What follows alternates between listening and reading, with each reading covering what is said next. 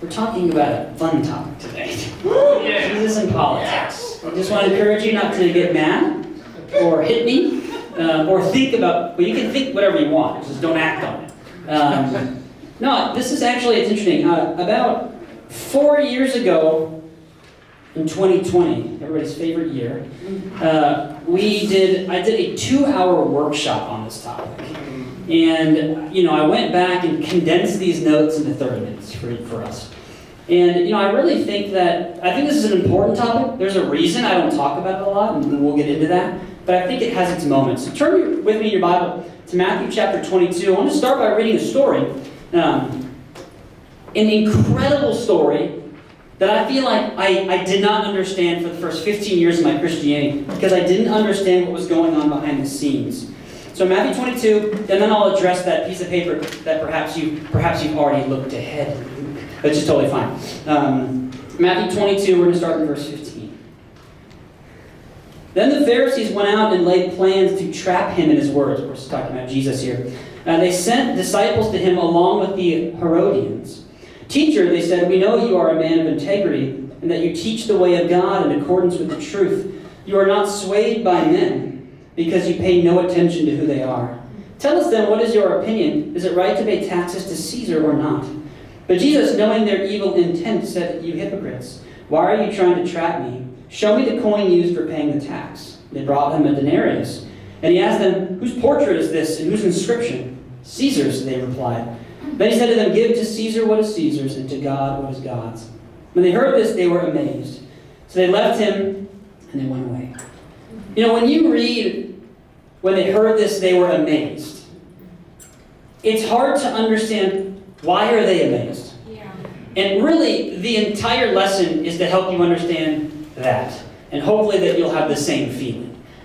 What Jesus did here, we can't understand from our perspective because we don't have the context. But as we share the context with you, I think it'll come to light just how brilliant it is. And the ramifications it has for us in the conversation revolving around politics. Now, the reason we're doing this today is because 2024 is an election year. Yay! Super excited. Hope for, more of last time. It's the last, yes, indeed. The one that claims the attention of the world, we'll put it that way. There are other elections. It's going to be a volatile year. And we get to choose how that impacts us or doesn't. We get to choose if we're still going to act like we're part of the kingdom or a part of this world. And how much we're going to let this information influence us and how it influences us. And that's what today's about. So I gave you a piece of paper. The reason for that is because the first 3/4 of this is going to feel like a lot of teaching. So there's teaching and there's preaching. And preaching is kind of more the life application. This is what you do with it. And it's like at you a little bit. At us. Teaching is more, here's what's happening, here's context, here's history. We're going to do more of that. So if you're into that, great. If you're not into that, whatever, great. It's right there. I did this because taking notes on this might feel a little overwhelming, so you can kind of follow through. Don't get used to notes on your chair. It won't happen very much. I'm doing it because I love you. I always love you. Put myself in a trap there. I love you so much. And you have notes this week. All right, here's some context, okay? Here's some things you have to understand. If you were, teleported, which is not, if you were time traveled from the 1500s to 2024 Michigan, and you watch the news, you'd be very confused. You'd be very confused by what's happening. You'd be confused because you don't intuitively understand the worldviews. Worldview is what shapes the way people think about our world. Two very important worldviews we're going to start. And you have to understand these if you're going to understand what Jesus did. And what's great about this is that the things you learn today, they will influence the way you read the Bible moving forward because these characters have big parts to play throughout the New Testament especially. So first you have Hellenism, okay? Hellenism is a self-focused worldview introduced by Alexander the Great. Alexander the Great came and he destroyed the Persian Empire, which at the time was the biggest empire probably ever known to man. Alexander the Great sweeps them off the board. And what's so effective about Alexander the Great did one of the things that's hard about conquering the world, among other things, is that you don't usually have enough troops to hold the conquered territory. What Alexander is known to have said is he says, education, healthcare, entertainment, and athletics.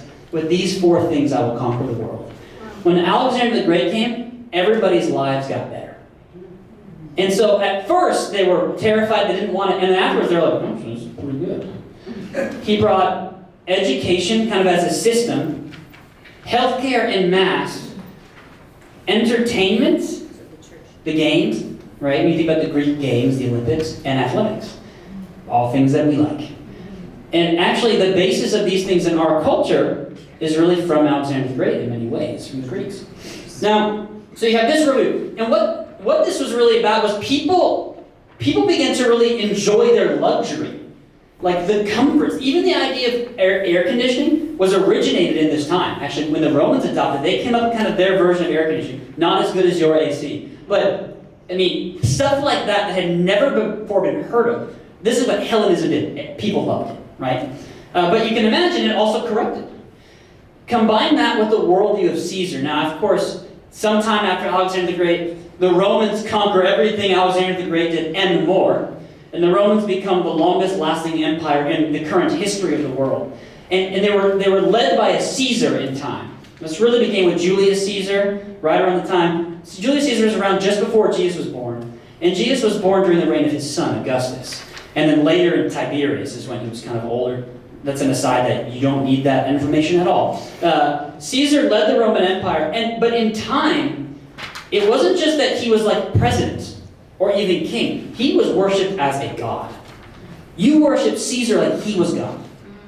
Because the Caesars believed that when they died, they became gods. That began with Augustus. Believed that when his dad, Julius, died, he became a god. And so he instituted this god worship. You can imagine how the Jews felt about that.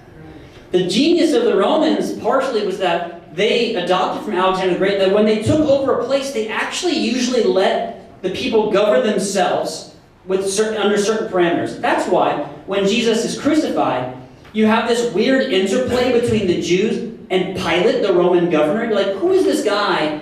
And why do they keep going back and forth? Because Pilate is the Roman representative for an occupied area. They're not allowed to kill anybody without his permission because he's the big dog. Right? He rules the territories. You have the Roman rulership. So now that you understand these two worldviews shaped so much about the ministry of Jesus. This is what he's contending with. And he's contending with how people responded. How did the people respond? If we're gonna approach the question, we're gonna look at 5 Jewish political entities that existed in the day and how they responded to these worldviews. And we're going to look at it from the question of if you asked one of these people, what do we do about Rome? What would they say? The first are the Sadducees. The Sadducees, if you were to ask them, what do we do about Rome? They would say, we love Rome. We love Hellenism. And if you say we love Rome, what you're saying is we love Hellenism and we love Caesar. That we love them. The Sadducees, these are the people that really killed Jesus. Like if you want to blame anybody, actually the Pharisees are much less to blame than the Sadducees. These are the chief priests. Okay? Part of the Jewish ruling council that's often fighting against Jesus. And they were an incredibly corrupt priesthood. They're like the mafia of the Jews. I've heard scholars say that verbatim. They are the mafia of the Jews. Really, really corrupt. Different than the Pharisees. The Pharisees were, though they're corrupt, we'll get there, much less corrupt. The Sadducees loved Rome, and they supported Caesar. Okay? So keep that in mind as we go. Then you have the Herodians. This name comes up. You notice the Pharisees sent their disciples along with the Herodians. And you're like, who are the Herodians? Herodians were people who were loyal to this guy named King Herod. King Herod was, some say, the richest man to ever live. He controlled trade along a really pivotal route in the area in the Middle East, at the time, not known as the Middle East, in like the Judean area. And he appears in the story of Jesus as well. King Herod, Jesus is sent to Pilate, and he's sent to King Herod before he gets crucified. So he actually has some roles. He has a role later. He's the one who kills John the Baptist, or rather, John the Baptist? I think, yes, John the Baptist during the ministry of Jesus. Pretty bad dude, loved luxury. And so the Herodians were people that kind of lived his lifestyle. A great example of this is Matthew the tax collector. He was a Herodian. How do we know? Well, he bought into the Roman system and he betrayed the Jews. Because that's what tax collectors did. They were Jews who believed in Yahweh and worshiped Yahweh, but also embraced Rome. That was a Herodian, right?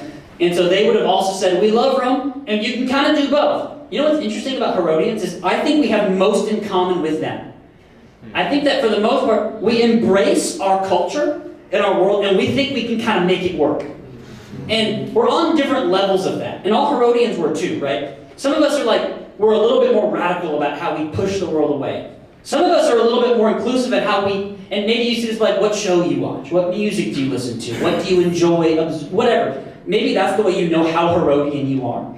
And I'm not even here to make a claim about what it should be. I just think we really connect with the Herodians a lot. You may have more in common with Matthew the tax collector than any other disciple.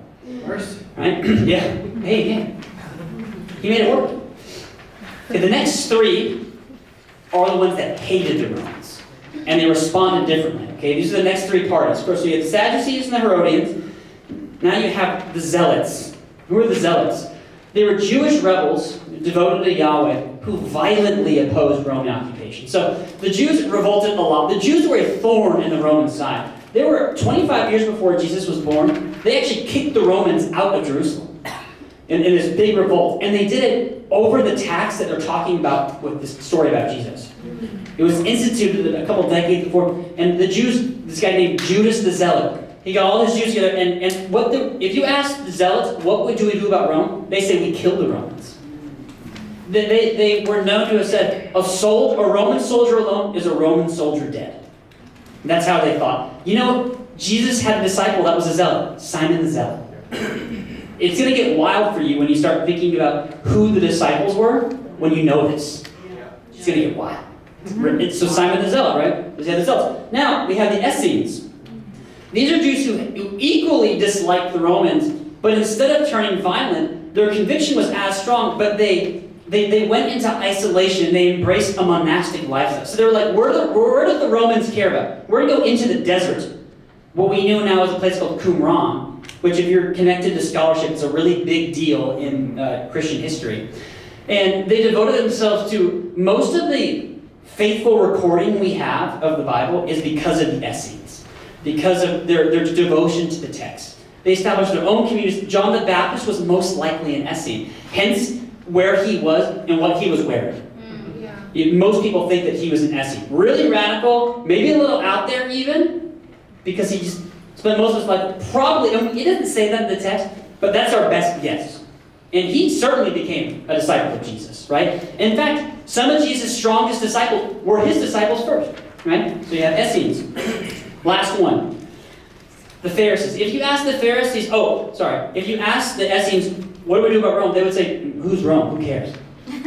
They don't care about us. We don't care about them. And then finally, what do we do about Rome? This is what the Pharisees would say. They'd say, you're asking the wrong question. God will punish the Romans if only we obey.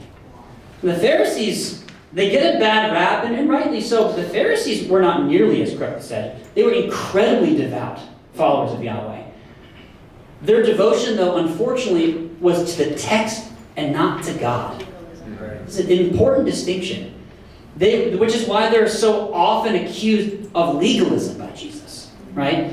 What's interesting is that while the Pharisees get a bad rap, Jesus pursued them evangelistically almost more than any other group. He never goes out to the monastic communities. He interacts very limited amount with the Zealots. He doesn't interact with the Sadducees very much either, actually. Their name's a lot less common. He's around the Pharisees all the time. I think because and one of his disciples was Nicodemus. He was a Pharisee. Yeah. Pharisees were devout, but of course they were kind of in bed with the Romans. Like they also were corrupted, not just by the Roman influence and their love for power, but by their obsession with obedience, which is why they treated tax collectors and prostitutes so terribly. Because they believed it was their fault Romans were still here. If you would get your act together, Herodians, Sadducees, this would be all over. That makes sense? Great. Little background. Okay, so what's this tax? The Jews were forced to pay a tribute to the Romans for the privilege of existing. So this is a thing in history. When a conquering nation will come through, they often will make the conquered nation pay tribute to exist. This happens a lot with Israel in the time of David's line, is that one of the reasons that they have a hard time is because the kings have to battle with, do I pay this tribute to the Assyrians, the Babylonians, or do we fight it out? And when you stop paying tribute, the conquering nation always views that as rebellion. And they will then bring their military and conquer you. On the coin, Jesus asks the Herodians and the Pharisees, what's on the coin? And he says, I'll read it exactly. What's on the coin? Whose portrait? Caesar. Now we have these coins. They're still museums still have them, people still have them. We know exactly what they say. They say of Caesar that he's king, son of God, and high priest. That sounds like the language we use to describe Jesus. This is an idolatrous piece of metal. You can understand how the Jews would have reacted to that. When you think about one of the primary, of the 10 Commandments was, you must have no other God before me. Don't make an image of any other God. Jews are feel like that's 1 and 2. You know what I mean? You can understand the Zealots feeling the way they felt. So, what is this trap then that's been set? Why is this a trap? We know it's a trap because the text tells us, heads up, they're setting a trap. And the text tells us at the end, Jesus escaped it.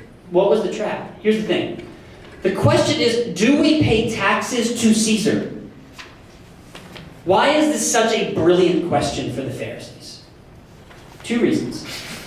If Jesus says, no, you should not pay taxes, well, they understand that he'd be tempted to say that because it's idolatry. Because by paying this tax, you acknowledge that Caesar is not just his money. You acknowledge that you owe him your allegiance. But you only owe God your allegiance. So they know that if he says don't pay the tax, everyone's going to hear that, and they can report them to the Romans, hey, this guy's a revolutionary. Later on, when the Pharisees and Sadducees are trying to get Jesus killed, you know what they say? They say, anyone who claims to be a king is no friend of Caesar. What did Jesus do? He claimed kingship. That's why he died. So he can't say no, because then his ministry will effectively be over. But he can't say yes. Because if he says, yes, pay the tax, the Jews following him are like, what? Do you know what paying this tax means? It means that you are giving Caesar your allegiance. I thought you said that only God deserves that. Only Yahweh deserves that. He would have lost credibility with his people. He's stuck. So they're trying to undermine him before the Romans or his fellow Jews. But his answer is brilliant. He doesn't say yes or no. He says yes and no. He says, you're asking me a binary question, but it doesn't work that way. He says, give back to Caesar what is Caesar, and to God what is God's. He says, how would everybody have heard this? This is what they would have heard. They said, give to Caesar what belongs. He said, whose picture is on it? They say, well, Caesar's. He said, well, it's Caesar's money. It's minted out of his wealth. Give to Caesar. God has allowed him to rule. It's his money. Give it to him. People are like, okay. He said, but give to God what is God's. What does God deserve? Right. Your allegiance. Your worship. Caesar did not simply demand the kingdom subject to pay him their money. He expected their allegiance. This was a tribute tax. It was symbolic as much as it was fiscal. He expected God-like worship. But Jesus says only God deserves your worship. Right. Give to Caesar his money, but don't give him your heart. Right. God is the only one who deserves your ultimate allegiance. He says, don't fight Caesar, but fight him a little. Give to Caesar what he's due. A tyrant should be paid back with a little resistance, right? That's what Jesus is saying. Think about how this would have affected all 5 of these political groups. He rejects the zealot way because of their open rebellion. He doesn't. If he embraced that, he would say, don't pay the tax and fight it. If he embraced the essence, he'd say, don't pay the tax, but just avoid it. He rejects the idolatry and corruption of the Sadducees and the Herodians by saying, give God your allegiance, because they gave Caesar. And he was always challenging the Pharisees' legalism. Always. Right. He's like, the Pharisees were kind of walking the line, but they were so legalistic, they didn't actually care about people. He's constantly challenging that. Right? The Pharisees actually were probably the least directly challenged by Jesus, but because they're the ones who sent everybody, and he shut them up, it shut them up too. The Pharisees were pulling a lot of the strings in the background. Jesus is saying to the Essenes and those in rebellion, you can't, politics and matters of the state are going to be part of your life, and a meaningful part of your life. You can't just run away from it. Right. You can't fight it forever, right? How can you love your neighbor if you live in the desert? Right. I think that's what he's telling them. Now, by doing this, I believe that Jesus rejects three things.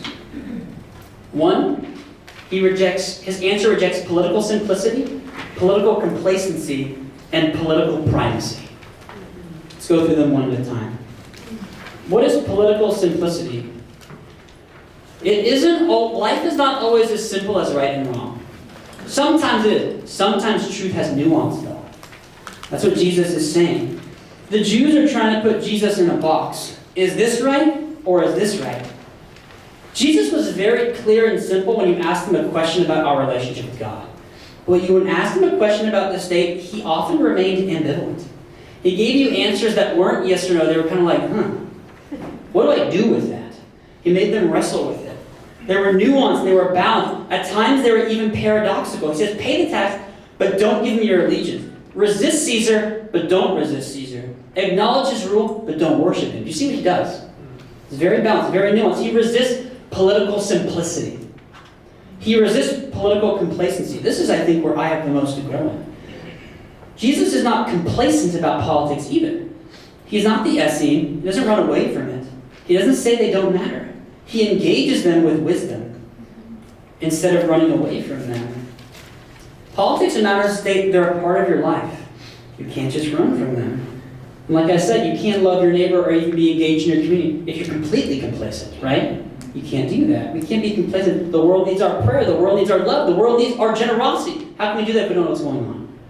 And he resists political primacy. What do I mean? He never put politics and matters of the state first. Yeah. They didn't consume him. And that's what we saw happen to a lot of followers of Jesus 4 years ago. Yeah. And 8 years ago, and 12 and still alive. For as long as people have been people, they put these things first. Jesus allows that they're a reality of your life, but he's clear they should not have primacy in our lives. You can't put your hope in mankind's solutions to mankind's problems. The kingdom is the only hope. And so how do we apply this? What does this mean practically? This is the part where, don't hit me. I want to look at 5 issues that were very important to the early church that are certainly issues now. And I want to look at what was the early church's stance, and then how do we deal with it in our world, right?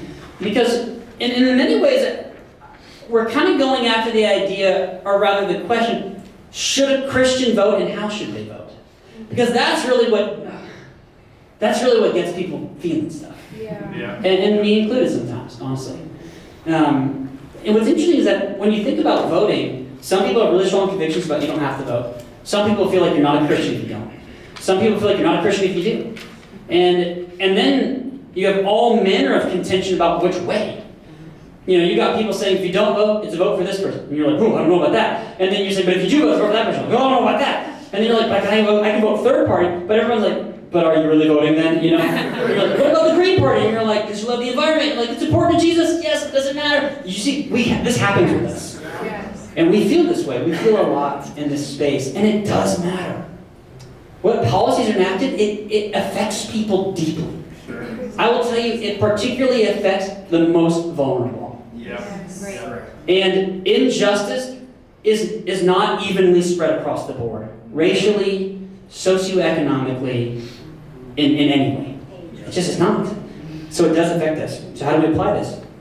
Well, the early church was deeply concerned for multi-ethnicity. I mean, think about the conflict between Jews, Gentiles, and Samaritans. It takes over the New Testament. It's like all of Acts. It's just like problem after problem. Sexual norms, huge deal in the early church. Rome is not that unlike America of today. A lot of the same problems we face are not new. This one's tricky. The early church was pacifist. Did you know that? completely non-retaliatory, believes strongly to not even be in the military. That's a whole thing. I don't even know where I'm at with the whole thing. It's just intense. It's intense. Concern for the poor. How the early church was deeply concerned for the poor. So much that the Romans were like, and they're feeding our people too. No wonder some people are becoming Christians. There's an emperor quoted saying that. If we fed our poor more, they wouldn't all become Christians. Concern for infants and the unborn. Is there a hotter button issue? No. This is a huge deal with the early Christians. Huge. People would abandon their children if they're not what they wanted, just to die in the wilderness. And Christians are known to have known the places this happened and waited and raised these kids. It's awesome. It's just incredible, right? You're like, I want to do that, but you're like, I don't want to have to do it. I mean, it's really the birthplace of our modern day orphanages are Jesus, are Christians. It's a whole sermon there. So, the next slide is one that gets a little like, here's the thing. All of these things exist on a spectrum, okay? And when you think about our primary political parties, Democrat and Republican, no one is almost in the same place with any of this stuff. You can call yourself a Republican, but only be like 30% that way, and then like 30%. You know what I'm saying? Like, yeah. But in general, if you were in the early church, which way, if you were voting, generally speaking, should you vote to get the best possible result? Like, which parties make these their primary platforms? In general. In general. Right? If you're multi-ethnic, generally speaking, you're going to vote more Democrat. When you think about racial equality, the primacy of that in the platform, this is more of a Democratic thing. Is it complete? Of course not. Does it mean if you vote Republican, you don't care? No, it's ridiculous. But in general, the policies lean that way. Christian sexual norms, talk about hot button. More Republican vote. If you feel like you want to stand strong in this area or this norm when it comes to gender or all the things that are going on, you're going to lean more Republican. Non-retaliatory. Better not vote. Because very few will hold that thought. Way too important to America. That's a whole thing that you know. I don't know. That's crazy. Concern for the poor. Are the Republicans? Do all Republicans not love the poor? It's ridiculous. But in general, when you think about welfare policies, the direction most Democrats will lean, that's more their platform. And then, of course, the hot button issue of abortion. Many people vote Republican only for that reason. Because it's so important to them that they don't care. And a lot of people vote for issues more than people, right? Yeah. In fact, I would actually argue probably most people I know that are passionate vote more for issues than people. So you're in a little bit of a pickle. Yeah. Right? Because none of these fits neatly into the worldview of Jesus. Yeah. Good point. Yeah. And perhaps you can find more moderate players in the politics that might get you closer, but it never seems like they make it. And perhaps sometimes they do on a level that's smaller government. And I think that if a true disciple of Jesus can survive in office, God bless them. Right. I'm not plugged in nearly enough to politics to really understand what happens in the background, but it's hard to imagine it's not a little seedy. Right? Doesn't mean everybody is. If we look at politics hoping they will solve problems, and we try to choose a political party to establish biblical truth, we will not be successful. Yeah. Jesus understood in his time that no political party of his day had a monopoly on truth. And many people have allegiances, even in his time, more to issues and policies than to parties. It's the same exact thing now. What does Jesus do? He doesn't give it primacy in his life. He doesn't get overwhelmed. I mean, I remember when Trump was elected, how it felt for a lot of people. How it felt for me. I remember how when Biden was elected, how it felt for a lot of people. I remember people weeping because they felt the world was over.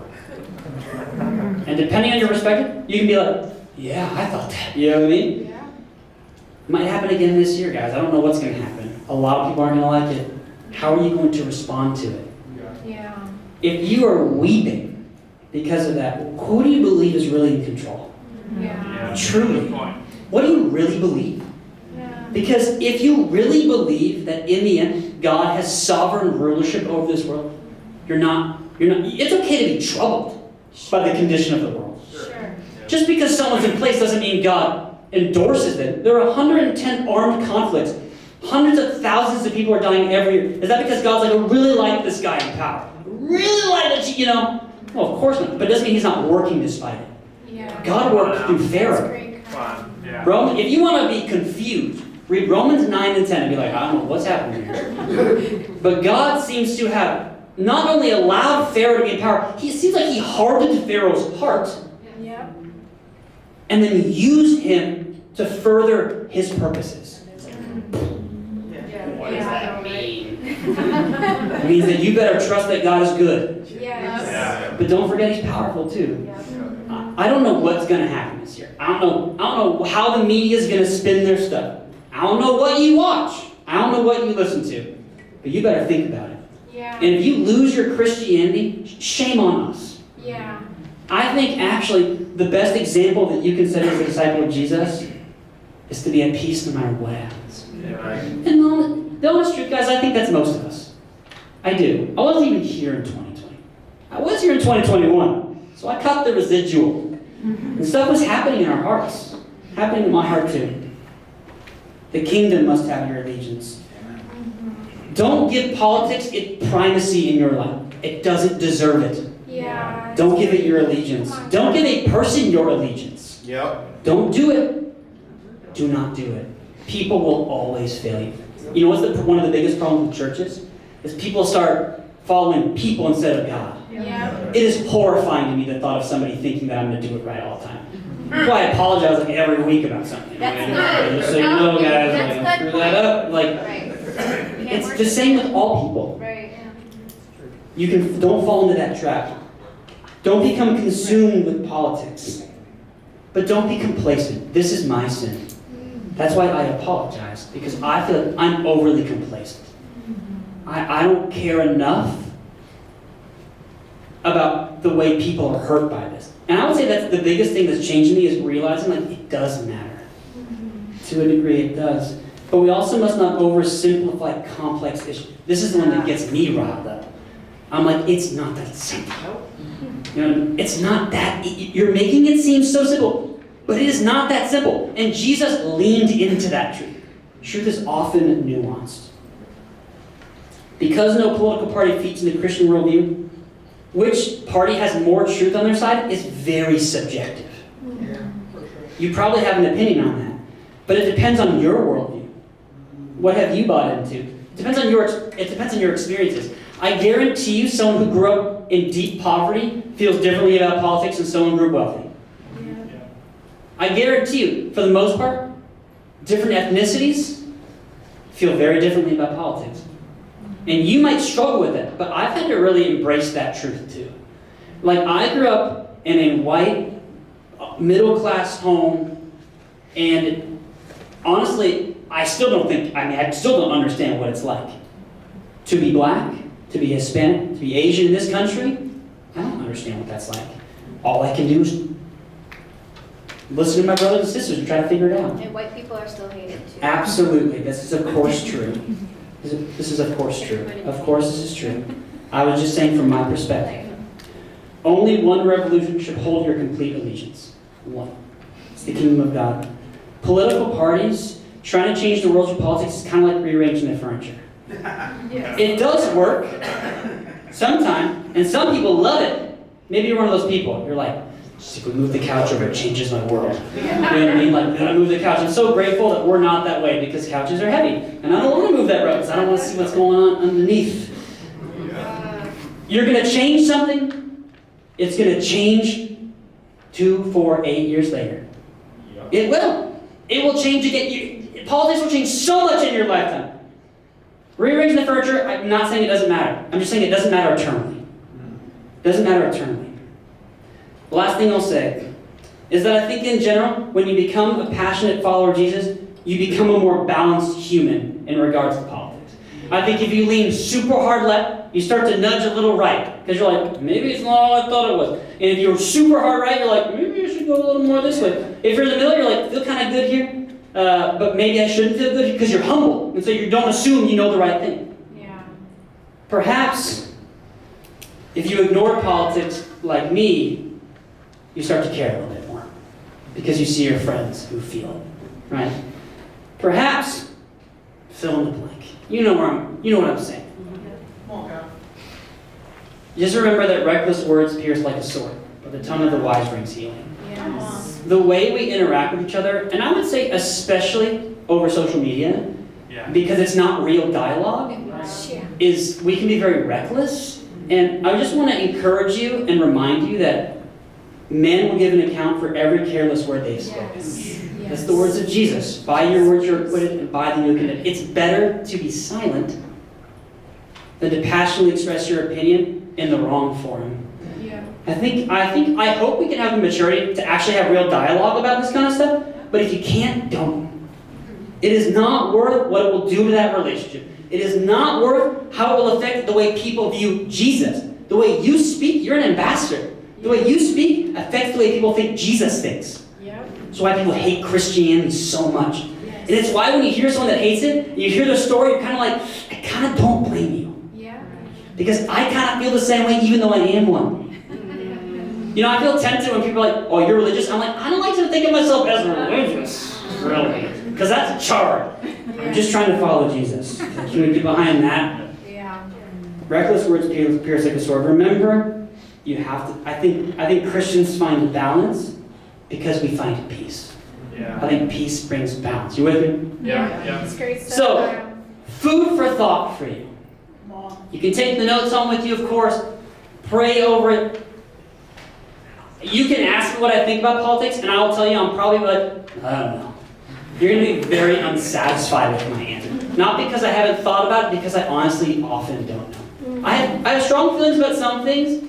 I have some things that I feel so strongly about as a Christian, I feel like it's hard for me to not move that direction. But I hear enough arguments on the other side where I'm kind of like, I need to pray more probably, because this is hard for me to deal with. I think all Christians should wrestle humbly with those things. Right? That's good. We're going to say a prayer. For God just give us wisdom in our interactions. And then Chelsea's going to come up and close our service out with a couple announcements. Okay?